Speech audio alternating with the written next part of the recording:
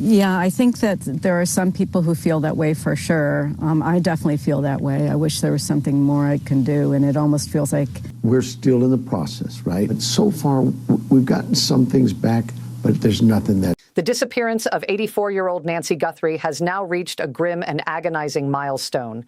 As the sun rises on the 20th day of this unrelenting crisis, the desert landscape around her Tucson home remains as silent and unforgiving as it was on the night she vanished.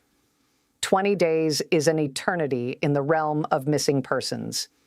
It is a duration that tests the limits of hope, stretches the endurance of investigators, and forces a community to confront the darkest of possibilities. The most chilling aspect of this 3-week ordeal is the profound, echoing absence of communication from those responsible. Despite the intense national spotlight, the desperate pleas from her family, and the staggering reward money on the table, there has been no confirmed ransom demand and, most terrifyingly, no proof of life. In the calculated, transactional world of kidnapping, a ransom note is the grim currency of survival. It indicates that the victim is viewed as a valuable asset to be kept alive. The lack of this communication is a terrifying void. Investigators and federal agents have expressed deep concern over this silence. It forces them to consider whether the initial motive has shifted, whether the situation escalated beyond the perpetrator's control, or whether the cruelty of the silence is itself part of the design. The absence of a demand leaves the family suspended in an agonizing limbo, where every ringing phone brings a surge of terror and every dial tone reinforces their despair. Outside the perimeter of police tape that still secures Nancy Guthrie's property, the emotional toll of these 20 days is vividly and tragically on display. What was once a quiet, meticulously manicured suburban street has been transformed into a makeshift sanctuary of grief and solidarity. Neighbors and strangers alike have gathered to create a growing memorial at the edge of the property line. Mounds of fresh flowers, rapidly wilting in the Arizona sun, are piled alongside hand-painted signs, flickering vigil candles, and handwritten prayers. This memorial is not just a tribute to an 84-year-old woman. It is a physical manifestation of a community's collective trauma and escalating fear. The people lighting these candles are grappling with a shattered sense of security. If a woman can be taken from the perceived safety of her own bed in a quiet neighborhood behind closed doors, the illusion of suburban safety is permanently broken. The residents who walk past this memorial to walk their dogs or check their mail do so with a new, heavy vigilance. They look at the empty house and see their own vulnerabilities reflected back at them. The flowers are a beautiful gesture, but they are also a grim reminder that a predator moved silently through their streets, and 20 days later, that predator remains entirely unknown and unaccounted for. However, behind the closed doors of the command center, the narrative of this crime is beginning to shift in a significant and alarming direction. For the first time since the investigation began, authorities have officially confirmed that they are no longer viewing this as the isolated act of a single lone wolf perpetrator. The Pima County Sheriff's Department, working in tandem with federal authorities, has publicly stated that they are not ruling out the involvement of multiple suspects. This pivot alters the entire calculus of the investigation. The theory that the masked man captured on the doorbell camera acted alone is being replaced by a far more complex and sinister hypothesis: that this abduction was a coordinated operation executed by a team. Investigators are now actively hunting for accomplices, individuals who may have acted as getaway drivers, lookouts stationed at the perimeter of the neighborhood, or logistical planners operating behind the scenes. This shift from a single suspect to a criminal network implies a level of premeditation and organization that elevates the threat level significantly. It suggests that Nancy Guthrie was not the victim of a random, panicked crime of opportunity, but the specific target of a calculated conspiracy. This strategic shift in the investigation is heavily supported by the behavioral analysis and logistical realities of kidnapping, as outlined by seasoned experts. A retired FBI agent, drawing on decades of experience in abduction cases, recently confirmed that the logistics of forcibly removing an uncooperative or medically fragile adult from a home almost always require more than one person. Kidnapping is an inherently chaotic and high-risk endeavor. To breach a home, control a victim, prevent them from calling for help, transport them to a vehicle, and navigate a clean escape route is a monumental task for a single individual. The expert noted that a lone kidnapper is highly vulnerable during the transition from the house to the car.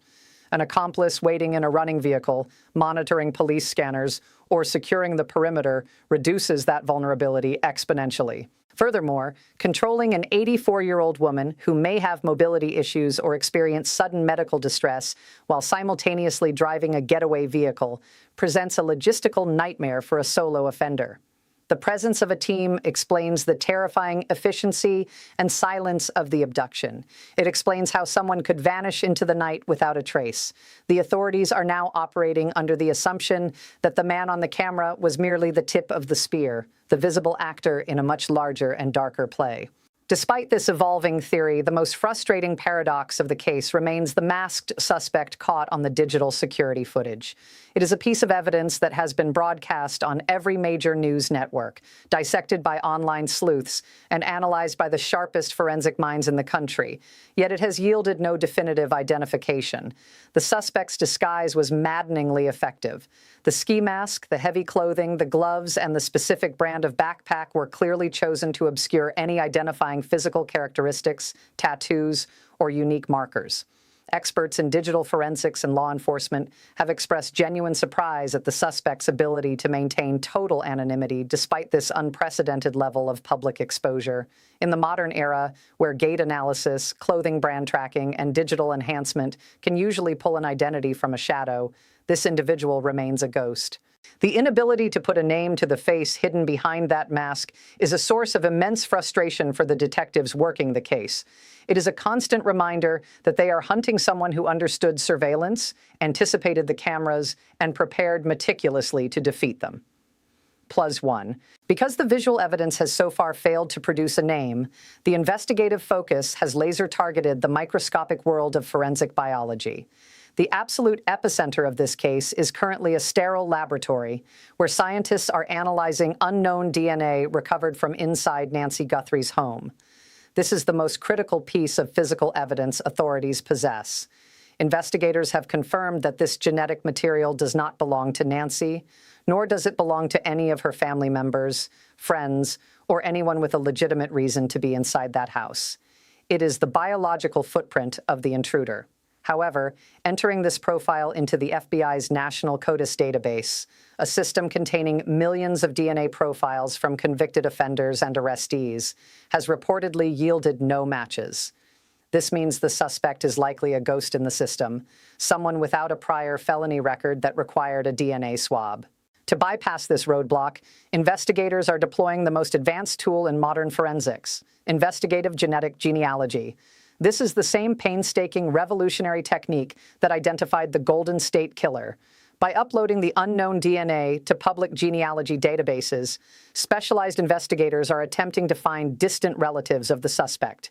They are building a sprawling family tree, working backward from third and fourth cousins, navigating birth records, marriage certificates, and census data, to slowly narrow the branches until they pinpoint the single individual who could have left that DNA in Tucson. It is a process that requires immense patience and precision, but it is currently the brightest beacon of hope for unmasking the kidnapper. While the scientists hunt for genetic ghosts, detectives on the ground are executing one of the most massive digital dragnets in the state's history. Police are systematically collecting and reviewing thousands of hours of surveillance footage from the surrounding area. This goes far beyond the immediate neighborhood. They are subpoenaing Ring doorbell cameras, commercial security systems, traffic intersection cameras, and even automated license plate readers in a wide radius around the Guthrie home. The goal is to identify a vehicle or a suspect moving toward or away from the scene in the critical hours surrounding the abduction. This is a grueling, eye-straining endeavor. Detectives are sitting in darkened rooms, watching endless loops of mundane late-night footage. A coyote crossing a street, a neighbor letting a dog out, the sweep of headlights from a passing car. They are looking for an anomaly, a vehicle that doesn't belong, a car driving with its lights off, or a shadow moving through a wash. The hope is that the suspects, while careful at the front door, made a mistake a mile down the road. They are hoping to catch the reflection of a license plate or the silhouette of the getaway driver. It is a digital needle in a haystack, but it is a necessary, methodical grind that must be exhausted. The sheer scale of this investigative machinery is staggering. The public may only see the press conferences and the crime scene tape, but behind the scenes, there is a massive, coordinated law enforcement presence operating in Tucson. Hundreds of officers, ranging from local Pima County sheriff's deputies to elite federal agents, are working around the clock. The FBI has deployed specialized teams, including behavior analysts, hostage negotiators, and advanced cellular tracking units. They are executing search warrants, interviewing hundreds of individuals, canvassing neighborhoods, and running down leads that take them across state lines. The command center resembles a military operation, with whiteboards tracking timelines, analysts crunching data, and detectives working on a punishing schedule fueled by adrenaline and the desperate need for a breakthrough. The intensity of this invisible army is a testament to the gravity of the crime. They are throwing every conceivable resource at this case, knowing that with every passing hour, the statistical probability of a positive outcome diminishes. Yet, this massive operation is currently being bogged down by the very public that desperately wants to help. The authorities have established dedicated 911 tip lines to gather information, and those lines are flooding with hundreds of calls daily. However, dispatchers and intake officers are facing a crippling problem. The vast majority of these calls are not actionable tips.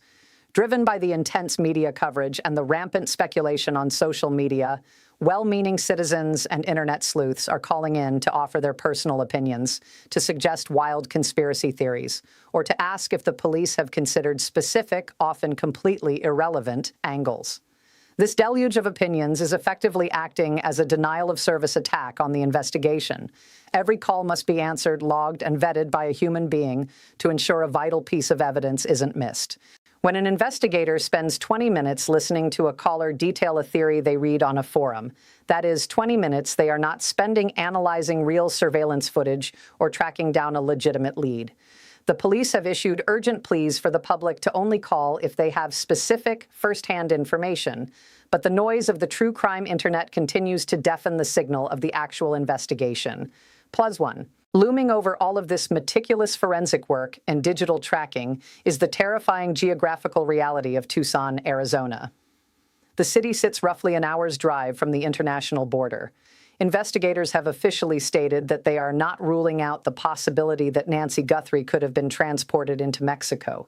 While there is currently no confirmed evidence to prove she crossed the border, the proximity makes it a mandatory avenue of investigation. The border introduces a nightmare scenario for law enforcement. It means navigating international jurisdictions, working with foreign agencies, and facing the reality that the suspect could easily vanish into a landscape where the reach of the FBI is severely limited. The cartels and smuggling routes that crisscross the desert south of Tucson are highly sophisticated and entirely capable of moving human cargo without detection.